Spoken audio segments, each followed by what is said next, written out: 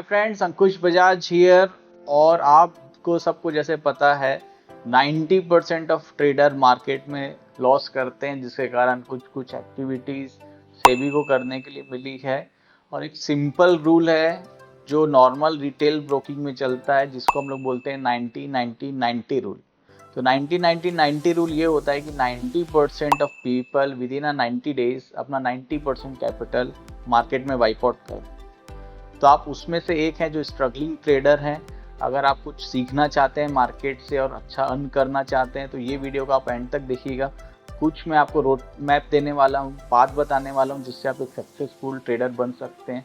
मेरी बात करूँ तो मैं भी एक नोवाइस ट्रेडर था, मुझे मार्केट के बारे में कुछ नॉलेज नहीं था। मैं भी काफ़ी रैंडम ट्रेड करता था और बहुत बार मैंने कैपिटल वाइप आउट भी किया है।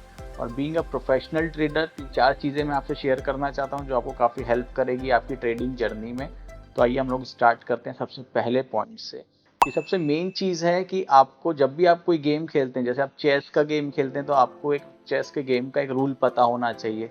वैसे ही ट्रेडिंग में भी अगर आप जाते हैं तो लोग को क्या होता है कि एक सिंपल है बहुत आज की डेट में अकाउंट ओपन करना।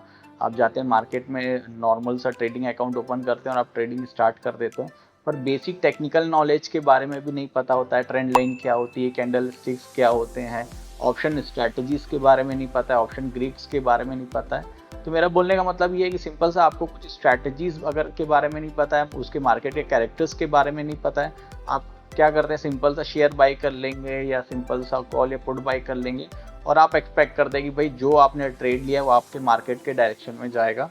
और आप कहीं ना कहीं इमोशन बेस्ड ट्रेडिंग करते हैं, होप बेस्ड ट्रेडिंग करते हैं, फियर, आपको लगता है थोड़ा सा प्रॉफिट आने लगता है तो आपको लगता है जल्दी प्रॉफिट बुक कर लेना चाहिए। तो कहीं ना कहीं इस तरीके की आप ट्रेडिंग करते हैं। तो मेरा सबसे पहले आपको ये सजेशन है कि आप नॉलेज लीजिए।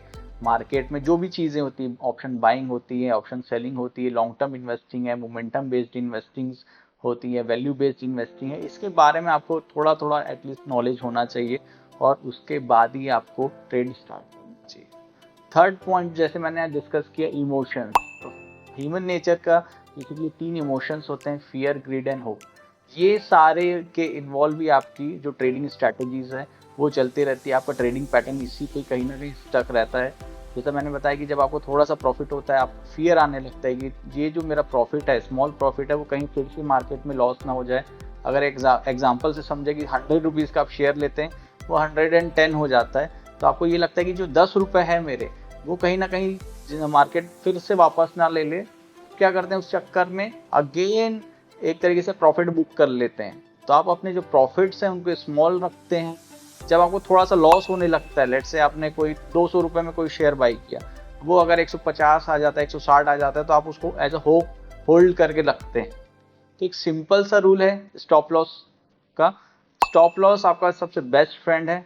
आपको कोई भी ट्रेड हो, जैसे मैंने पहले वीडियोस में बताया था कि एक संक कॉस्ट होता है, हर ट्रेड करने का कॉस्टिंग है। आप स्टॉप लॉस को ट्रेडिंग कॉस्ट मानिए।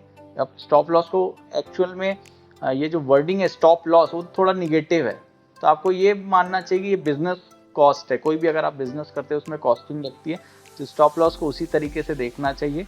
कोई भी स्ट्रैटेजी 100% का आपको स्ट्राइक रेट नहीं देती है। अगर ट्रेंड फॉलोइंग की बात करें तो 40-35% के आसपास का ये आपका स्ट्राइक रेट रहता है।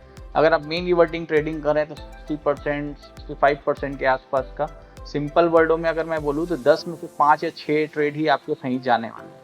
और यहीं पे अगर आप ट्रेंड फॉलोइंग कर रहे हैं तो आपके बहुत सारे लॉस वाले ट्रेड्स आएंगे, पर कुछ बड़े ट्रेड्स देंगे आपको जो आपका नेट टू नेट प्रॉफिट बना के देंगे। आजकल की जो इरा है, जो हमारा सोशल मीडिया का है, उसमें लोग अपने फैंसी पोर्टफोलियोज दिखा रहे हैं, फैंसी M2M दिखा रहे हैं, फैंसी लाइफस्टाइल दिखा रहे हैं, जो कहीं ना कहीं आपको एक बहुत ही ईजी लगने लग गया है। और एक और चीज़ मैंने गौर की है जो मैं आपको पॉइंट आउट करना चाहता हूँ, लोगों को ये लगता है कि ट्रेडिंग में लॉस करना काफ़ी सिंपल चीज़ें हैं, हर कोई लॉस करता है। आप स्टोरीज देखते हैं, जैसे मैंने भी वीडियो में शेयर किया स्टार्टिंग में कि मैंने भी स्टार्टिंग में लॉस किया था, तो सबको ये नॉर्मल लगने लगा है। पर हमारे टाइम में इतना सारा नॉलेज अवेलेबल नहीं था, हमारे पास कोई ऑप्शन नहीं था कि हम पढ़ के चीज़ों को समझ के। मैंने जैसे 2007-8 से अपना ट्रेडिंग जर्नी स्टार्ट किया था, फाइनली मेरे को 2011 में कोई वर्कशॉप अटेंड करने का मिला। तो वो जो 4 साल मेरे जो खाली रह गए, वो आपको कहीं ना कहीं बहुत शॉर्ट आपका एक तरीके से स्टडी ग्राफ जो है वो आपका काफ़ी शॉर्ट हो गया है। बट हाँ, आपको थोड़ा सा मेहनत तो ज़रूर करना पड़ेगा, चीज़ों को समझना पड़ेगा, उसके बाद ही आपको मार्केट में एक तरीके से उतरना चाहिए। और हमको ये लगता है कि एक्सपेक्टेशन हमारी काफ़ी हाई रहती है मार्केट में। बड़े से बड़े प्लेयर्स को देखो, वॉरेन बफेट की अगर हम लोग बात करें, राकेश झुनझुनवाला की बात करें, जिन्होंने बड़ा पैसा मार्केट में बनाया है, उनका एक जो रिटर्न है वो 20% 25% मैक्सिमम रहा है। पर बीइंग अ ऑप्शन बायर हम लोग सोचते हैं कि ये पैसे को हम जितने जल्दी से जल्दी डबल कर लें।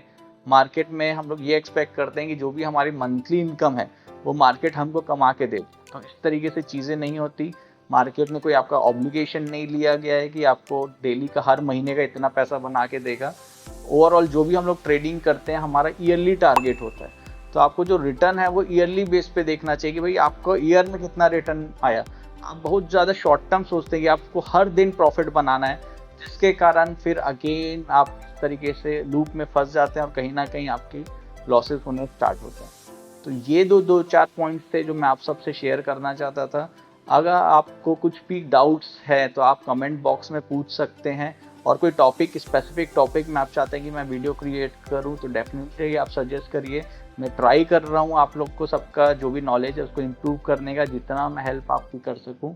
थैंक यू सो मच, मिलते हैं नेक्स्ट वीडियो में। Bye bye, take care.